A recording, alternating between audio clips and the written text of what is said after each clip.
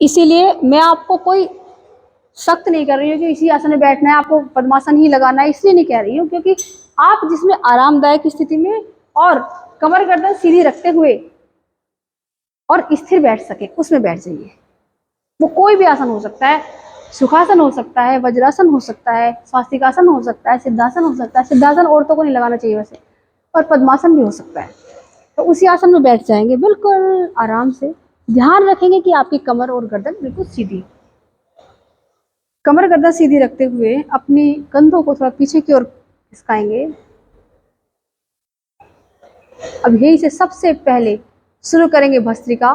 जिनको high BP है उनको भस्त्रिका बहुत धीरे धीरे करना है, तेज नहीं करना। बाकी सब करेंगे भस्त्रिका अच्छे से। पीछे की तरफ खींचेंगे, सांस भरेंगे, आगे आएंगे, सांस छोड़ देंगे। कीजिए 3 4 5 6, भरिए पूरा श्वास अपने लंग्स में। 7 8 9 10। अब ऐसे ऊपर ऊपर कुछ नहीं करना, नीचे आते सांस बना। 4 5 6 7 8 9 10। बिल्कुल शांत बैठ जाओ। पूरा ध्यान लगाओ अपने मुंह मध्य में। देखो कितना ऑक्सीजन आपके लंग्स के अंदर भर गई है।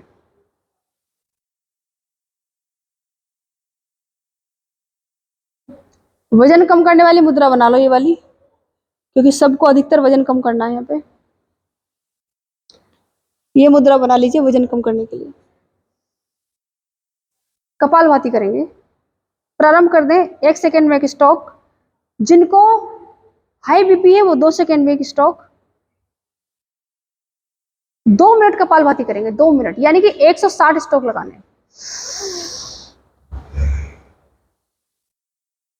आता है सुमित करना कपालभाति?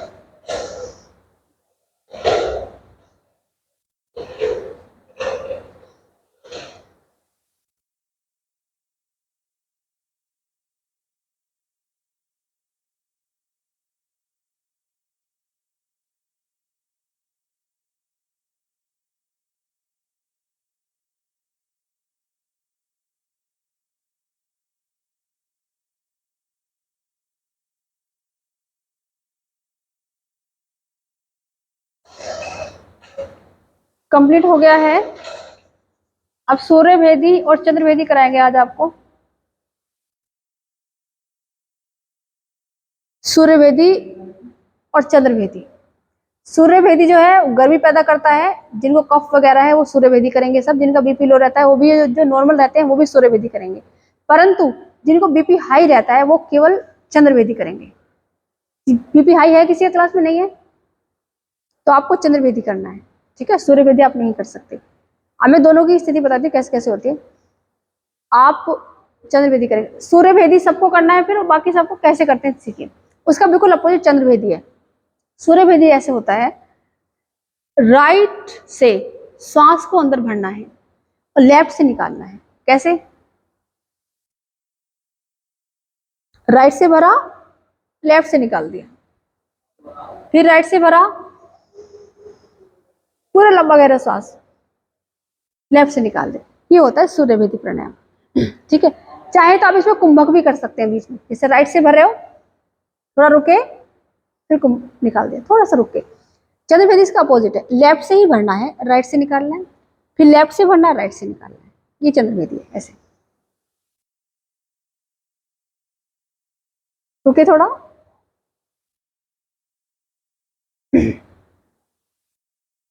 सूर्यभेदी के लाभ हैं, हाई बीपी वालों को नहीं करना चाहिए, पहली बात, सावधानी है इसमें।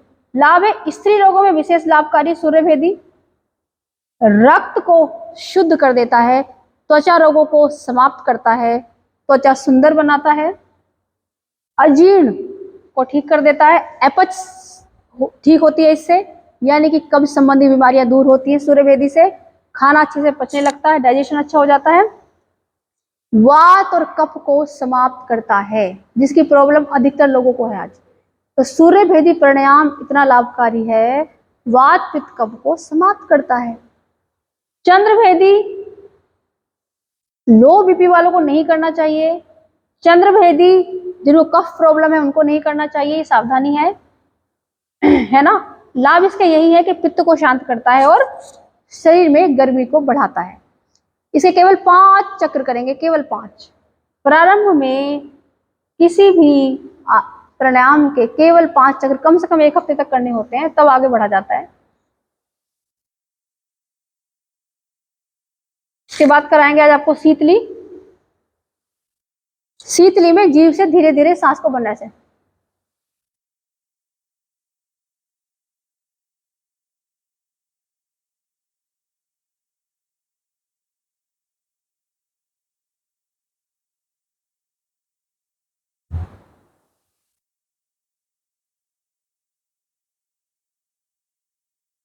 ऊपर उठे, धीरे धीरे दोनों नासिकाओं से रेचक कर देंगे।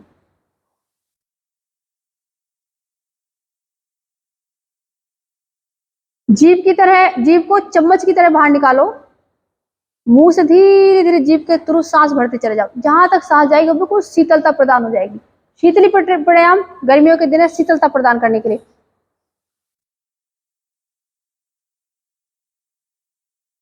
ऐसे जीभ चम्मच की तरह जीभ निकालो पूरी बाहर, भरो मुंह से पूरी सांस, जीभ से ही पूरा अंदर भर के कुंभक करो। कुंभक करने के बाद दोनों नासिकाओं से रेचक, यानी कि सांस को बाहर निकाल दो धीरे धीरे। केवल 3 कर लीजिए, आप पहली बार कर रहे हो। हाँ जी, कफ वालों के लिए नहीं है, कफ वालों को तो शीतलता प्रदान कर देगा, ज्यादा कफ बढ़ाएगा। जिनको कफ की प्रॉब्लम रहती है वो ना करें शीतली। गर्मियों के अंदर विशेष लाभकारी प्राणायाम है, गर्मी ठीक होती है इससे।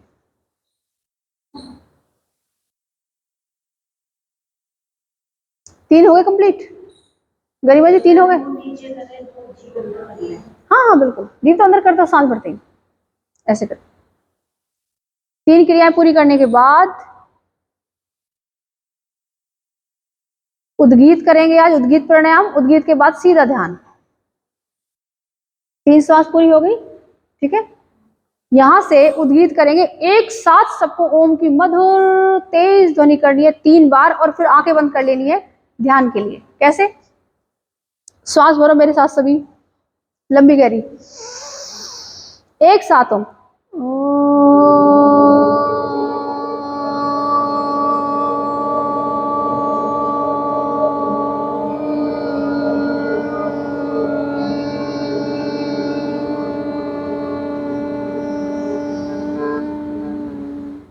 बिल्कुल एक साथ करना है सबको, एक साथ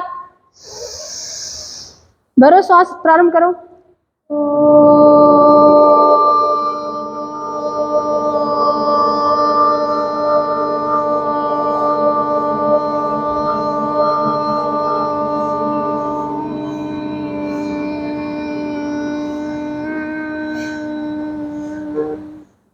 प्रारंभ करो सांस भरना, प्रारंभ करो।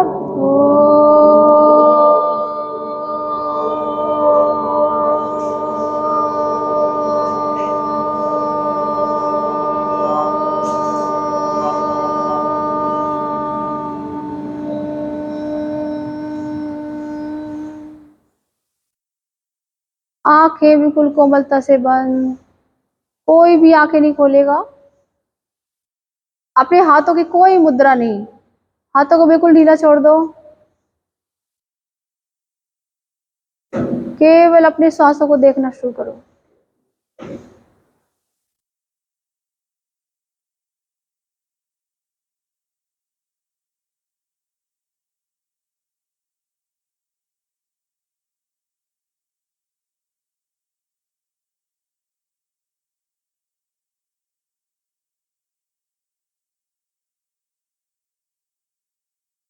अपने सांसों को देखते रहो,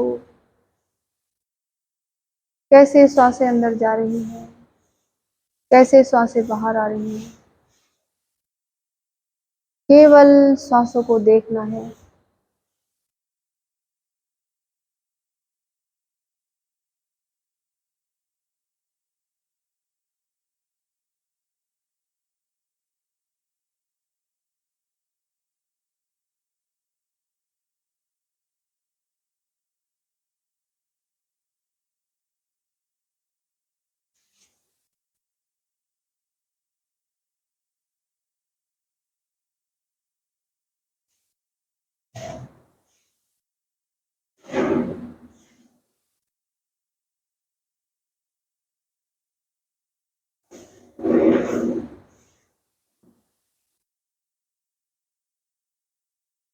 पूरा ध्यान भूमध्य में।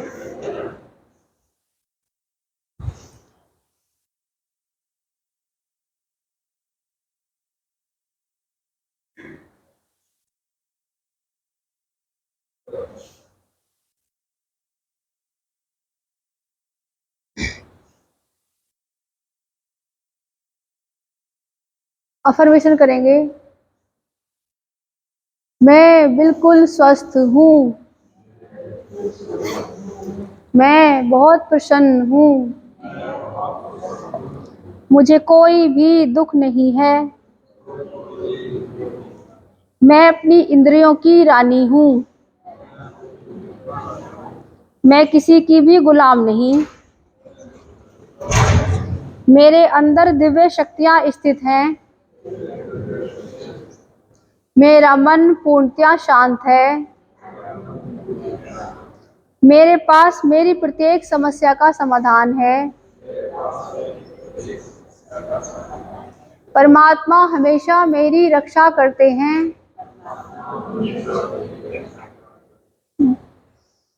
I am wonderful, I am beautiful, I am talented, I am strong, I am deserving। सभी भौतिक वस्तुएं नश्वर हैं, मैं शरीर नहीं हूँ, मैं मन भी नहीं हूँ, मैं संवेदनाएं भी नहीं हूँ, मैं चेतना भी नहीं हूँ, ये मेरे सेवक हैं, मैं अनंत हूँ, मैं इन सबसे आगे हूँ, मैं इन सबसे परे हूँ, मैं अनंत हूँ, इन सबसे परे हूँ, मुझे कोई चोट नहीं पहुंचा सकता, मुझे कोई दुख नहीं दे सकता। मेरे संपूर्ण जीवन के लिए 3 बार करेंगे तरीका। धन्यवाद, धन्यवाद, धन्यवाद।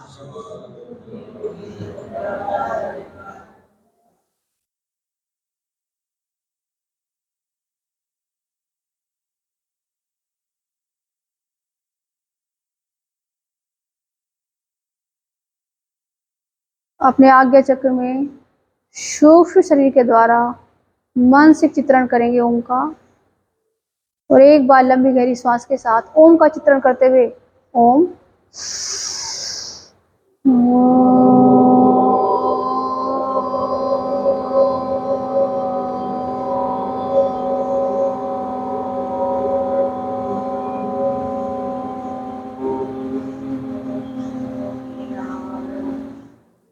ओम शांति शांति शांति।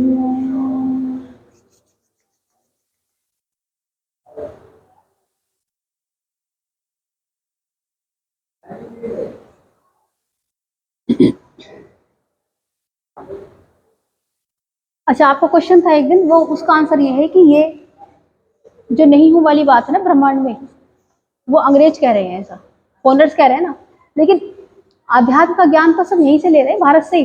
भारत के शास्त्रों पुराणों में ये लिखा है, ये मैंने अपने आप से लिख के नहीं लाई हूँ, ये शास्त्रों से लिखी हुई पंक्तियां हैं। हाँ, तो वो तो खुद आध्यात्म है तो सीख रहे हैं, वो तो आध्यात्म की शिक्षा तो वो यहीं से ले रहे हैं ना। आध्यात्मिक सुख प्राप्त करने के लिए तो सब यही आते हैं पहाड़ों में। ऋषिकेश योग नगरी है। तो हम जिस शिविर में गए थे उसमें तो सभी शिविरार्थी जो है, रुक जाओ एक मिनट, टाइम हो, तो उसमें जो शिविर वाले हैं सब जो उपवास करता है, वो केवल नींबू पानी शहद पर उपवास करेंगे 9 दिन तक। और 9 दिन से इन नवरात्र 3 दिन पहले उन्होंने अन्न और दूध छोड़ दिया था, और 3 दिन बाद जाके उन्हें अन्न शुरू करना है, वो भी 1 टाइम रात का। आपसे बात पूछो, जो आपका योग है, जो व्रत है, वो भी देवी पे ही वो है, मतलब आपका इष्ट देवी है या योग का डिफरेंट है? क्या होता है वो वो डिफरेंट है, उनसे पूछ के बताना पड़ेगा मुझे, उनसे परमिशन लेके बताना पड़ेगा, अभी बता नहीं सकते। लेकिन मेन चीज उनका तो यही है कि आपके अंदर उपस्थित है सारी शक्ति, सारा ज्ञान, प्रेम, आनंद, सब कुछ आपके भीतर है। केवल 2 बार, दोपहर 12 साढ़े 12 बजे मिलता है वहां पे, और रात को 8:30 बजे, केवल 2 बार नींबू पानी मिलता है वहां पर। बाकी केवल पानी पी सकते हो, और दिन में 2 बार एनीमा, और सुबह को नेति और वमन क्रिया। और वहां अनुभव बताए लोगों ने, इतनी मोटी गांठ हो गई थी, एक के जो सेवानिवृत्त कर्नल थे, वो इतनी मोटी गांठ, कहने लगे कि सब क्वेश्चन पूछने लगे कैसे होगी कैसे होगी, ऑपरेशन करा, डॉक्टर के पास गए, दवाई खाई 1.5 साल तक, उन्हें कहा ऑपरेशन करना पड़ेगा, ठीक नहीं होगी। एक उन्होंने उपवास किया, एक नवरात्रा, मतलब एक नवरात्र का मतलब है 9 दिन का उपवास, एक नवरात्र काल किया उन्होंने। जब घर गए तो कह रहे बड़ा बहुत गलती कर दी, फोटो खींचना चाहिए था उसका, और समाप्त हो गई थी गांठ, समाप्त हो गई थी। ऐसा है, पहले शरीर अंदर गांठें उत्पन्न करता है, और जब अंदर तुम नहीं सुन रहे उसकी तो बाहर निकालता है गांठें, फिर बहुत बड़ी बड़ी। हम उपवास कर, बहुत लोगों को बड़ी बड़ी गांठें थी, किसी के सर में, किसी के कुछ। हमारा सनातन धर्म तो कहता है कि 9 के 9 दिन देवी का वास। हाँ, कोई बात नहीं, कहते हैं अच्छी बात है। आपका नहीं, मतलब हाँ हाँ, आपको तो बहुत अच्छी बात है, जो जैन वाला होता है वो भी खाने का, जैनिज्म का अलग है, मैं दोनों करती हूँ ना, अच्छी बात है, अखंड जोत जला रखी है, अच्छी बात है। तो जैसे मेन चीज देखो ये है, सबसे मेन चीज बता दूं आपको, रोगों का एक कारण होता है शरीर में मल का जमा हो जाना। एक बार के दूध से इतना म्यूकस शरीर के अंदर बन जाता है, इतना म्यूकस चिपचिपा पदार्थ, कम से कम हफ्ते 10 दिन तक के, महीनों तक जाके बाहर निकलता है वो। अब दूध देखो कितनी बार पी लेते हो आप, कितना म्यूकस आपके अंदर। अभी मैं आप लोगों को एनीमा करवाना शुरू कर दूं ना, 9 दिन तक मल बाहर निकलता रहता है, जब तक पानी पीते हैं केवल। आप ये सोचिए कितना मल है अंदर जमा हुआ, जब भी तो रोग है, और रोग क्या है, और कुछ है थोड़ी रोग में। दूध तो बंद करवाए थे बिल्कुल कई दिन पहले से। दूध देखो, दूध इतना खतरनाक है, दूध देखो, जब तक गाय देसी है और दूध घास चर रही है, जैसे कृष्ण के टाइम पे होती थी, हम छोटे छोटे थे, गांव में रहते थे, हमारे टाइम पे होती थी, गायों को खोल देते थे, बगरिया घेर घेर होते थे, बड़े बड़े ग्राउंड होते थे, उनमें गाय चर के आती थी, हरा हरा चारा खाती थी, है ना, ऐसी चीजें खाती थी देसी। तो उनसे उनके दूध में उसका फर्क आता था, तो शरीर मजबूत बनता था, बलिष्ठ बनता था। उसमें भी अगर बच्चों को सुबह दूध पिला देते तो बच्चों को गांठें निकलती थी छोटी छोटी, वॉशरूम जाते हुए कितनी दिक्कत होती है बच्चों को, कितना कॉन्स्टिपेशन रहता था, सबके बच्चों को रहता था कि नहीं बचपन में, दूध की वजह से रहता था। अगर बच्चों को केवल सुबह का दूध बंद कर दोगे ना, बच्चे बीमार होना बंद हो जाएंगे, बिल्कुल बीमार नहीं पड़ सकते बच्चे। हाँ, जब से मैंने इन्होंने बंद कर दिया, अपनी बेटी का 12 साल की बेटी है, सुबह को अपने बच्चों को दूध मत देना बिल्कुल भी नहीं, दो शाम को दो, शाम को रात को दो, कोई बात नहीं, लेकिन ये देख लो जिसका दूध ला रहा हो, जब माँ अपने बच्चों को दूध पिला रही होती है तो ये कहते हैं मिर्च मत खा लेना बेटा, दूध बच्चे को वॉशरूम हो जाएगी। तो जब जिसका दूध पी रहा है उसको देख तो लो, खा के रही है, वो कोई देखता थोड़ा। इंजेक्शन लग रहे हैं उनको, तो वो उनको बंद कर रखा है एक दबड़े के, उन्हें धूप नहीं लगती, हवा नहीं लगती, वो कितनी बीमार है, दुखी है, उनका दूध पियोगे तो वो सब आपके अंदर आएगा, इसलिए मना कर रहे हैं। बाकी अगर बढ़िया चीज है दूध, लेकिन जैसे कृष्ण जी पीते थे थन से, वो पी लोगे तो उसकी ताकत ही अलग है। हाँ, जब तो कह रहे हैं दूध पीने के शौकीन हो तो ऐसे ऐसे शौक रखो, गाय पालो, उसे खिलाओ पिलाओ। देखो कहने को तो पता नहीं क्या क्या कह रहे हैं। कैल्शियम की कमी हो जाती है 40+ में, तो एक बात देना पड़ता है। देना पड़ता। घुटने कितने खराब हो गए आपके दूध ले लेके। मतलब लेना गाय पड़ता है, कितना उनको अच्छा नहीं लगता। गाय कितना दूध पी रही है जिसके अंदर कैल्शियम है, ये तो बताओ। गाय का दूध पीते देखा है कभी? कैसे कैल्शियम लेती है? दिमाग लगाओ ना इन चीजों पे, वो हरे चारे से कैल्शियम लेती है। जैसे मैंने गेहूं छोड़ा ना, तो तकरीबन छोड़ दिया मैंने, कल नहीं खाती एक रोटी, अब 7 दिन तो खाऊंगी नहीं। गेहूं के उसमें तो भी मुझे बताऊंगी किसी ने आपको, ये कहा है ज्वार की रोटी खाओ। कि शाम के बाद 1 कटोरी दाल या थोड़ा सा पनीर जरूर, ये क्यों कर नामुमकिन, बिल्कुल भी मत लो। दाल डॉक्टर्स मना कर देते हैं एक नहीं, स्टेज वो कह रहे हैं नहीं बॉडी आपकी shrink हो जाएगी। नहीं नहीं नहीं नहीं नहीं, जितना कम खाओगी। दालों को तो हम बिल्कुल ही मना करते हैं, अगर खाना भी है तो बहुत कम। हरी सब्जियां और वो हड्डियों का नशा, ये सब मना कर देते हैं। ये खाने खाने से तो हालत होगी ऐसी, दाल कम खाओ। ज्यादा खाने से हुई कि नहीं हुई बताओ? का कुछ कम कर देते हैं। मैं तो वैसे दाल बनाती हूँ ना, अपनी एक दाल में ही लौकी काट ली बहुत सारी, थोड़ी सी दाल ली, इतनी सी भूल जाती हूँ। आपकी तबीयत अब कैसी है? कुछ फॉलो कर रही हो मेरी डाइट को? नहीं, मैं डाइट नहीं फॉलो करी, मैं तो कम खाती हम हूँ। जैसे गेहूं छोड़ कमी कर क्या दिया। खाऊं फिर मैं? तो अभी ये एक देखो, रोटी अगर खा रही हूँ। गेहूं छोड़ एक रोटी पे आ गई हो, आपको ठीक है सब कुछ। पर कुछ भी नहीं हो रहा मुझे तो। हाँ, मैं बहुत तो बढ़िया। बच्चे मेरा वेट भी गिर रहा है। देखो मैंने देखिए 7 देखिए दिन के लिए किरण जी, एक बार बता दीजिए इनको कि आपने 5 से 7 किलो वजन कम कर लिया है। डाइट बहुत फॉलो करती है जो मैं कहती हूँ ये, और बहुत ही लगनशील है, बहुत अच्छे से योग क्लास करती है, बहुत ध्यान देती हैं ये। और इनका डायबिटीज देखो ठीक हो गया, हाई बीपी इनका ठीक हो गया। एक बार हमारे दर्शकों को बता दीजिए, देख रहे हैं किरण जी कितना इनको लाभ मिला है। उधर मधु जी को ओके वेलकम, तो मैं बहुत आराम मिला है। बहुत आराम मिला है उधर। हाँ, एक बार सारिका जी मिलके जाएंगी। सारिका जी बता दीजिए, सारिका जी का ओके वेलकम। डॉक्टर सारिका जी हैं, देखिए गायनी है ये। आइए डॉक्टर साहब, आपको मिला रहे हैं डॉक्टर सारिका जी से। डॉक्टर सारिका जी ने 22 डेज के अंदर 5 kg वेट लूज किया हमारी डाइट से। बताइए सारिका जी। जब मैंने शुरू किया था मेरा 72 kg वेट था, अब मेरा 68, कभी कुछ खा लिया तो 69, मतलब इतना चलता है। 62 तो हो ही गया इनका। और देखिए कितना अच्छा इन्होंने फॉलो किया, और क्लास में आ रही है, 2-3 दिन से ही आ रही है शायद, है ना। लेकिन डाइट मैंने इनको पहले ही बता दी थी, तो डाइट ही फॉलो कर रही थी, उनको बहुत लाभ मिला। और अब भी इन्होंने नवरात्रों की डाइट भी मेरे से ली है, नवरात्रों की डाइट फॉलो कर रही हैं, और बहुत ही लगनशील है, बहुत ही योग वगैरह करती हैं। देखिए, तो बहुत टाइम से नहीं हो रहा था ना वेट कम, काफी टाइम से आप बोल रहे थे, काफी था 72 पर। होता ही नहीं था एरोबिक कम। भी करती हूँ मैं, एरोबिक भी करती थी, डांस भी करती थी, लेकिन इफेक्ट इसी से आया। इफेक्ट इसी डाइट प्लान से आया है। तो सुन लीजिए कितना इफेक्टिव डाइट प्लान है जी, इतना अच्छे से। कितने सालों से आप बोल रहे थे कि मैं चाह रही थी कि इतना वेट लूज, लेकिन इतना कम खाती है ये। लेकिन वही बात है कि कम खाने से फर्क नहीं पड़ रहा, आपको कब क्या किस मात्रा में लेना है, किस समय लेना है, वो फर्क देगा आपको। तो डाइट प्लान फॉलो कीजिए, एक्सरसाइज कीजिए, योगा कीजिए, और बस जीवन जिए, और जितना चाहो उतना वेट लूज कर लीजिए। थैंक यू सारिका जी। अच्छा कली पट्टी होनी बंद हुई है। अच्छा।